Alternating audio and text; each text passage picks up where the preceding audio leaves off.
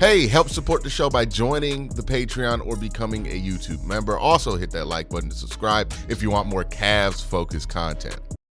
Boy, the mountain we have climbed and have seen climbed about the Cleveland Cavaliers over the last, 4.5 months since the season has started, right?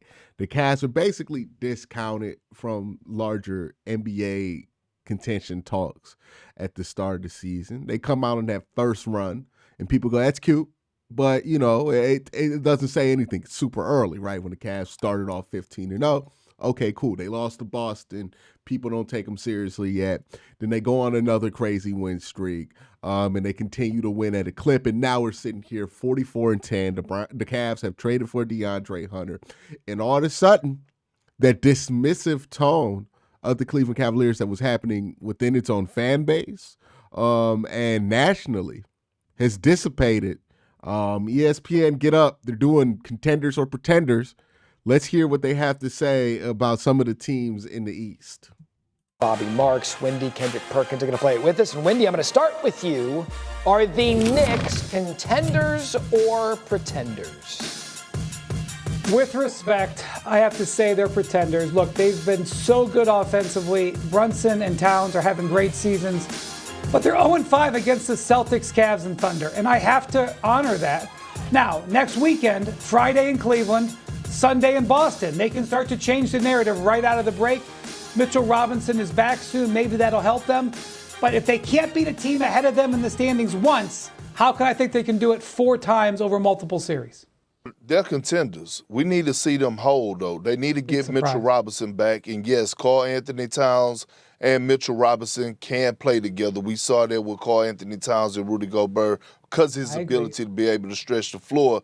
They have one guy on their team, Wendy, that you failed to mention that could be the X factor in any series against those other 2 top teams in the Eastern Conference, and that's OG Anunoby.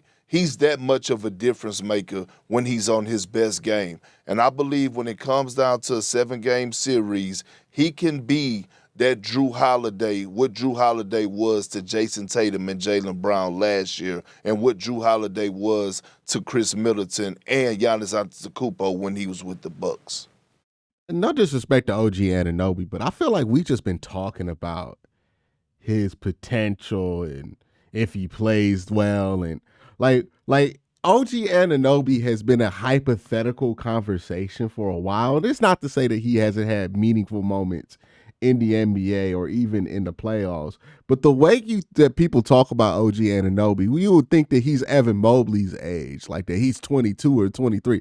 This brother is 27 years old, right? Like, he's not a young player anymore, and we're still talking about him hypothetically, right? Like what he could bring to the table. And again, OG has put in work, right? Like he has reason why people believe. But if we're talking about what can take the New York Knicks over the hump, I don't know if OG and like relying on the potential of OG potentially, I don't know if leaning on that is great. Also, look, Tom Thibodeau has a long track record in the playoffs. And what Tom Thibodeau does, where he's playing Josh Hart 38 minutes a game, right? Mikal Bridges, 38 minutes a game. OG Anunoby, when he's in there, 38 minutes a game. Tom Thibodeau, throughout his coaching career, right? He's had a very long career. He started coaching, being a head coach in 2010. He hasn't missed a season since. And he's only missed the playoffs 3 times. He's never been to an NBA Finals. So his lack of going to an NBA Finals is not because he is not coaching teams that can't make it to NBA Finals. His lack of going to NBA Finals is because there is a sacrifice in what he does that makes it so that it's difficult to get to a Finals on a Tom Thibodeau-led team. He plays his guys way too many minutes. He has these short rotations in the regular season. It ends up creating a lot of wear and tear, right? Wherever Tom Thibodeau leaves, wear and tear follows, right? It's been a long-standing issue. So, like, that's the number one concern with the New York Knicks. How well are they going to hold up? Are they going to succumb to injuries because of how hard Thibodeau runs these guys in the regular season? Like, we talk about OG Anunoby and what he's going to do if he's healthy. This is the worst situation for a player to be healthy in the NBA. Like with Tom Thibodeau, it's not as likely to happen as it would be other places. So even if you are counting on his health, which is hard to count on in the playoffs, this is one of the coaches who had one of the worst track records for that. The other problem that the New York Knicks have is Karl-Anthony Towns. Now, Karl-Anthony Towns is not a bad basketball player. He's been playing really good this year. I'm not a big fan of him, but I got to give him flowers when it's due. He's played really good this season. The issue with Cat is that this is not the first time Cat's played really good. Cat's been really good during the regular season, and Cat's done some stuff in the playoffs that make you question whether you could be a serious championship contender with him on the roster, right? Like, he's not going to play defense. For as much as Cat is talented enough to win you a playoff game, which he has legitimately done, he is also prone to enough mistakes in the playoffs to where I think he can cost you a playoff game. So that's why I'm not super high on the New York Knicks. I think they're a fine basketball team. I think they're much better than they were last year. I think even with my criticisms of Cat, having him as your second best player is a massive upgrade to what the Knicks were. But, you know, with Thibs, the known issues and benefits that you get from Thibs, I worry about that in the playoffs. Same thing with Karl-Anthony Towns. Both those guys are going to make you much better in the regular season, no doubt, and definitely a much tougher team to eliminate. But the same reason that they're going to be better is also the same reason I have concerns about them being able to contend past the second round this year. Bobby, where do you weigh in on the Knicks? For the guy who said they had the best starting five back in September. In Cleveland, they're one of the best teams, at least right now. They are the best team in the East. So, Perk, this one's for you. Are the Cavs contenders or pretenders? Hell yeah, they contenders. Look, the Cavs could actually win it all. They have everything. They check all the boxes. They have a dynamic backcourt with Garland and Donovan Mitchell. Evan Mobley is playing great basketball right now under Kenny Atkinson. And the best thing they went out and done, what I've been saying all season long, is they had to address the wing position, the most important position in the NBA. And at the trade deadline, they went out and got DeAndre Hunter from the Atlanta Hawks, a great guy with size, athleticism, that could play both ends of the floor, that's 6'8", 6'9", and very versatile. They addressed the wing position, which they needed to do in order to compete with the Boston Celtics. All right, Wendy, and you heard him raise the level there. He said that the Cavs are championship-winning caliber contenders. Do you agree? Hold on, before we get to that, by the way, shout out to Perk, former Cavalier legend, one of the best screen setters in Cavalier history, Kendrick Perkins.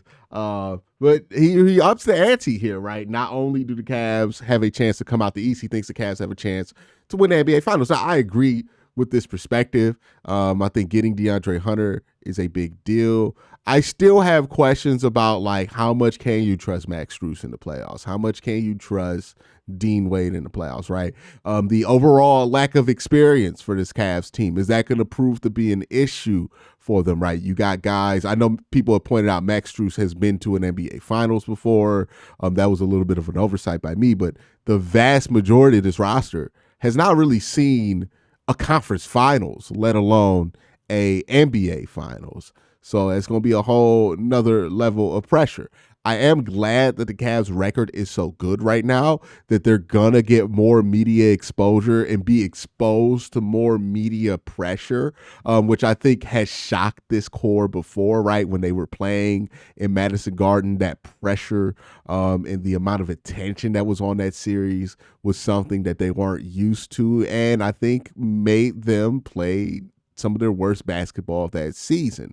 The same can be said for the semifinals last year against Boston, albeit most of that was due to injury, in my opinion. But that's something that the Cavs are going to have to figure out. Can they withstand the pressure of as they go. It's been done before. Teams have won championships without having a ton of experience, especially going against very experienced units. I mean, it seems funny to talk about it now, but the Golden State Warriors were able to win a championship without being a very experienced unit in 2015 over the ultra experienced LeBron James and friends that he brought there. Now, Kevin Love and Kyrie weren't playing there, but a lot of LeBron's holdovers from Miami were playing in those NBA finals, and obviously those guys were very experienced, especially together as a unit. So that is something that the Cavs are going to have to overcome. They're going to have to figure out what they do on those nights where Donovan Mitchell is not dropping a shot. Evan Mobley, in my opinion, has to become a much more consistent scorer of the basketball.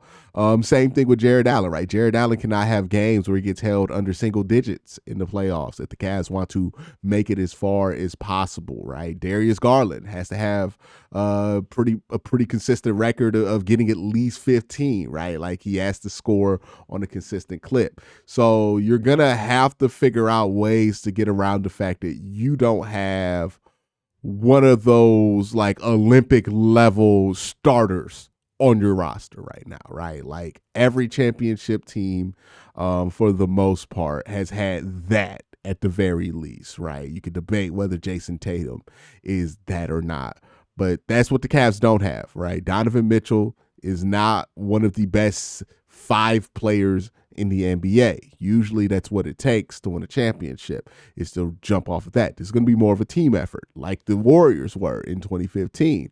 I know people are going to say Steph was on that team, but at the time, Steph was not considered like one of the 5 best. Well, Steph was. I know people are going to say Steph.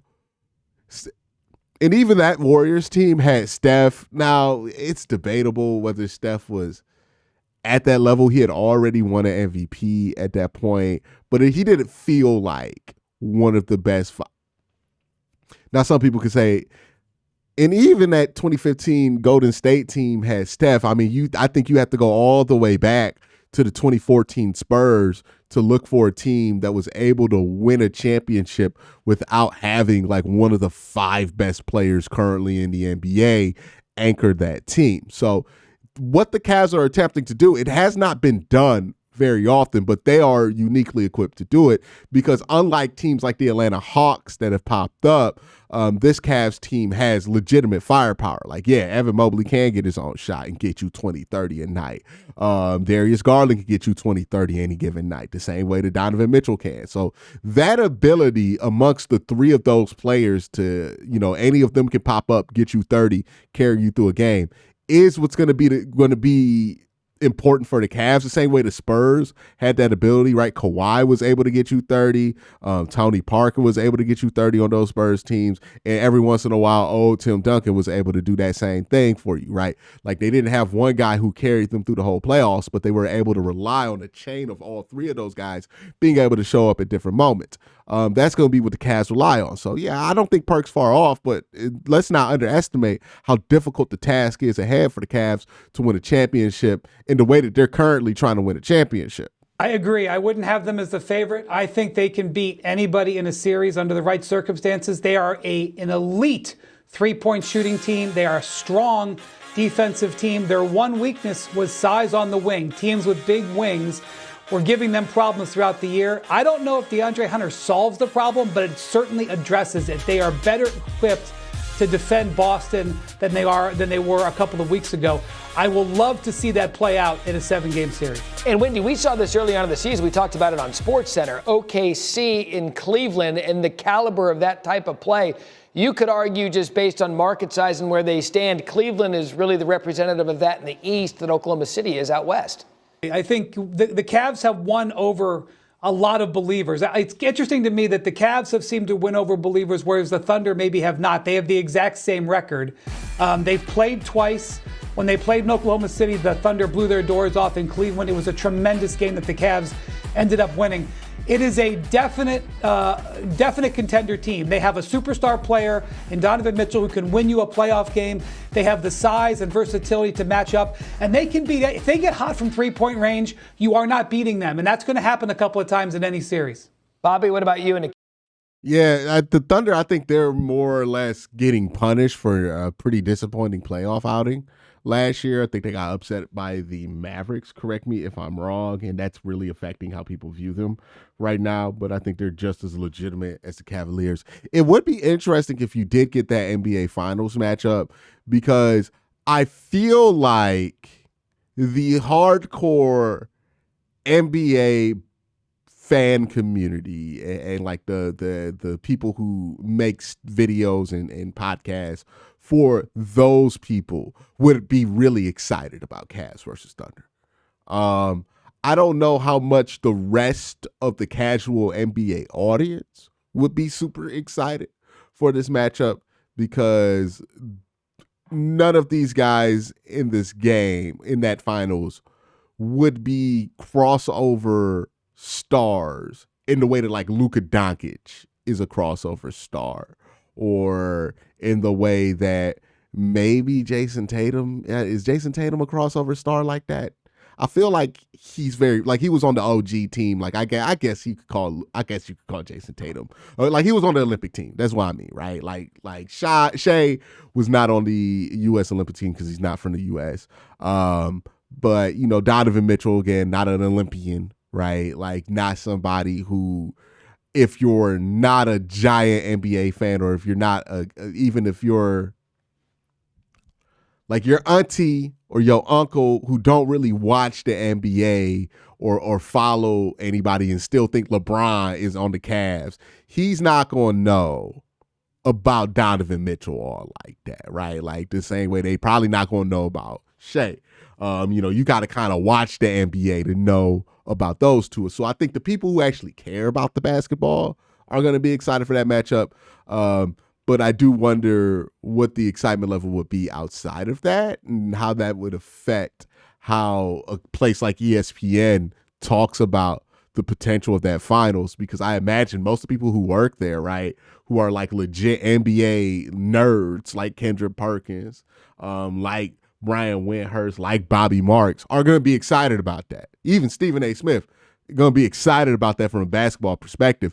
But business-wise, I can't imagine that they're going to be that excited about that potential matchup.